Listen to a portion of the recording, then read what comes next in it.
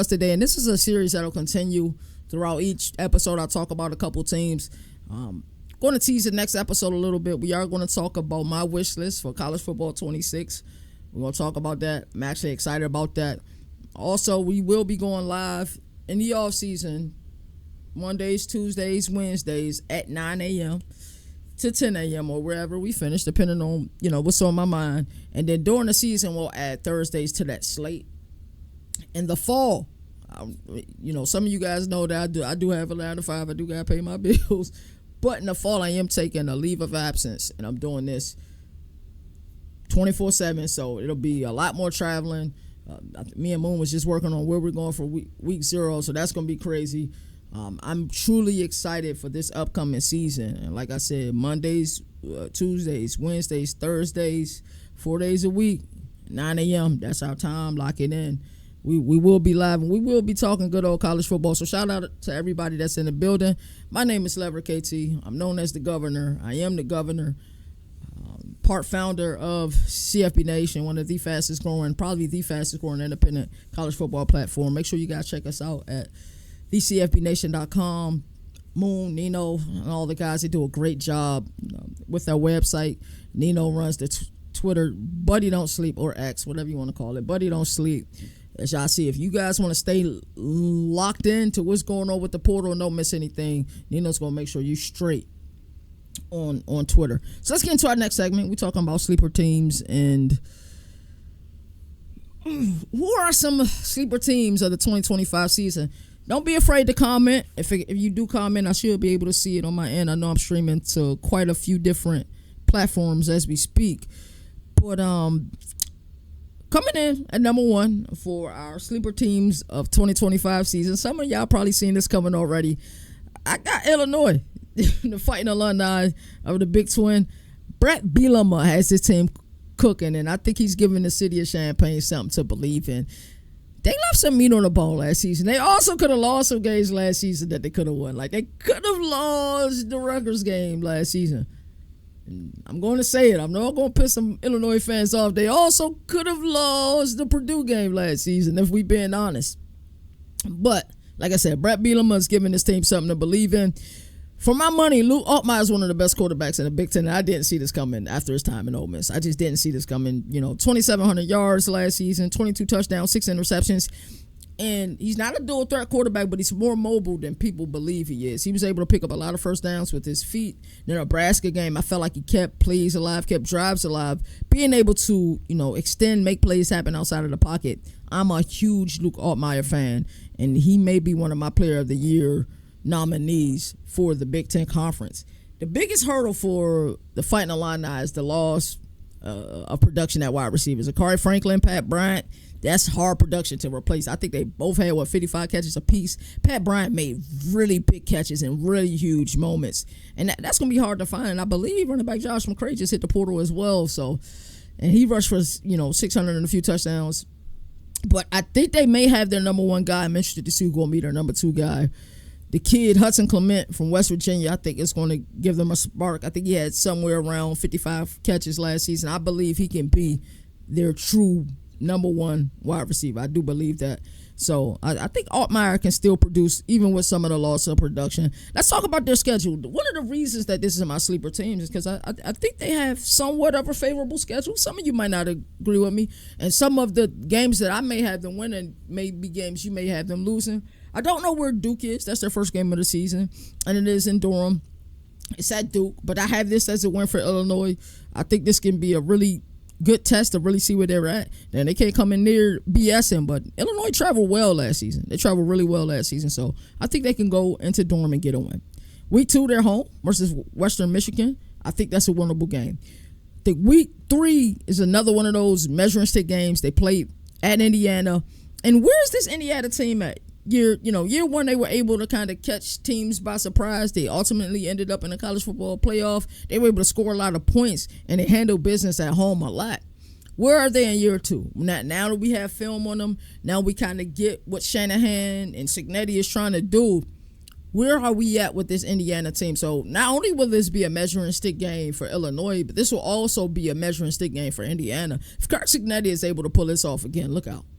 I mean, the kid, he can coach. I am season credentialed at JMU. I caught a lot of Kirk Cignetti games while he was at JMU. So what he did last year at Indiana, I would be alive if I said it didn't surprise me. But the fact that he's having success isn't surprising at all, just because that's who he is. He said it in his introductory press conference. Google me, I win. When somebody come in and say that like that, like Fran Brown had one of those too at his introductory press conference with Syracuse. When somebody come in talking like that, you gotta respect them. You don't have no choice but to respect them. So that game, in my book, I think Illinois can go in Indiana. I don't think they'll be favored in that game, but I think they can win that game. So we're talking about 3-0. Then they have their homecoming versus USC. I don't know where USC will be this year. I know a lot of people, some of the people, some of my comrades here at CFB Nation, our biggest fans.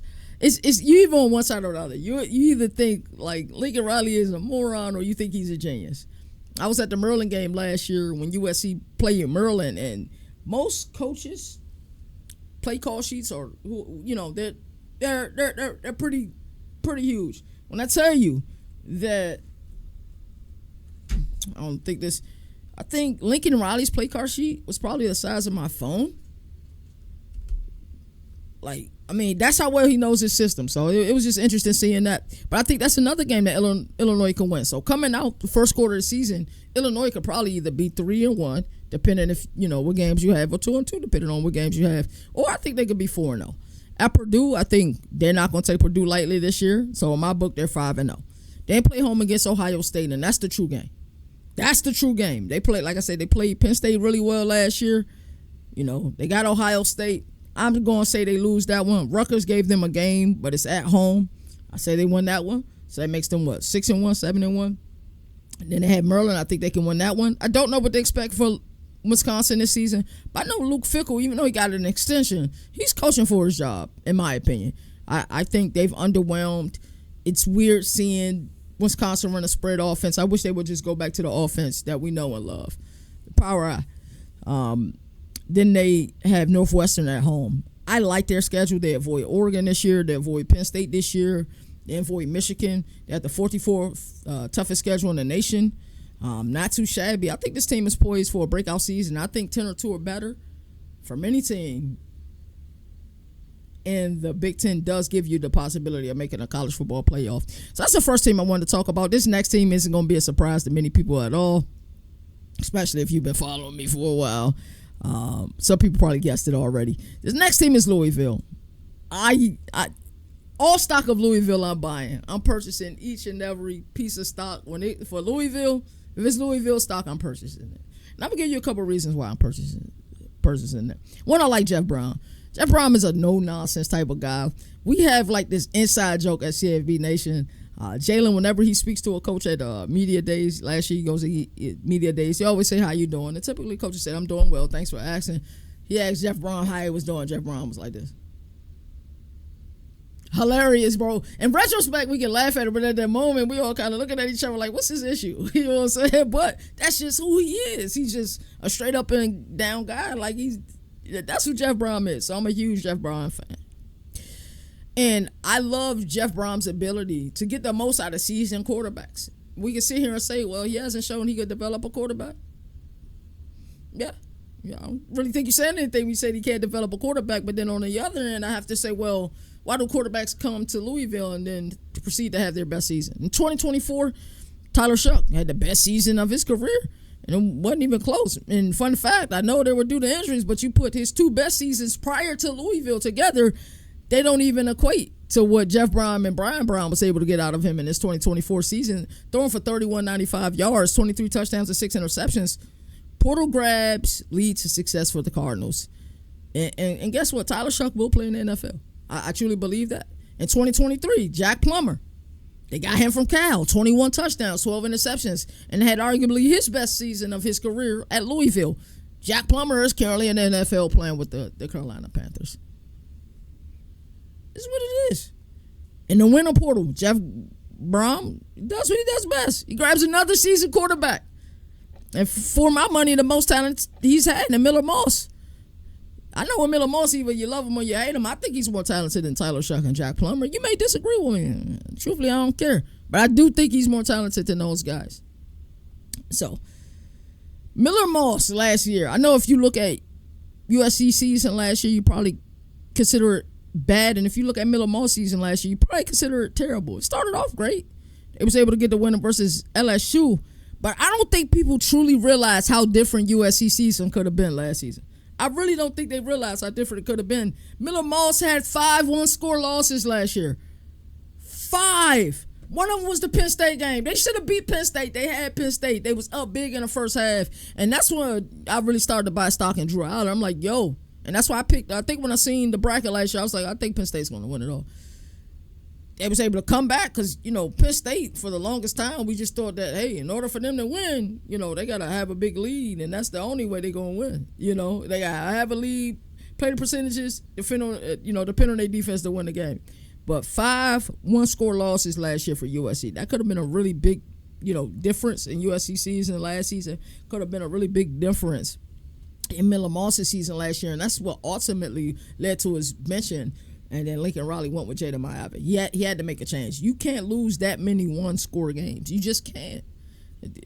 It is what it is. But I do think with Chris Bell on the outside, Colin Lacey on the outside, and still running back Isaac Brown, I think Miller Moss has the talent around him. So let's get to the real reason I think. One is the coaching. Love Jeff Brown. But 2, I think their schedule is a little bit favorable. Let me know if you guys agree with me. We got week 1, Eastern Kentucky at home. And y'all about to hear a thing. JMU, week 2 at home. JMU is going to come prepared to play. They're going to bring it. 2-0 though. Week 3, Bowling Green at home. 3-0. Week 4 at Pitt. What do we get from Pitt this year?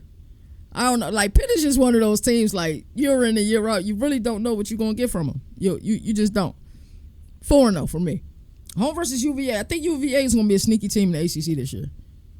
5-0. At Miami. What do we get from Mario Cristobal in Miami last year? Miami had such a good season last year with Cam Ward. But if a few things go differently, I think we're looking at Mario Cristobal very differently. We're like, you can recruit via high school and via the portal. The Virginia Tech game, they won. But if you know, you know. The California game, they won. But if you know, you know. I'm just saying. If you know, you know. And then the late season meltdown against Syracuse that sent Clemson to the ACC championship, and Clemson went on to win the ACC championship. So it depends when you have Miami. But let's just say you guys have Miami high, so we give them a loss this week.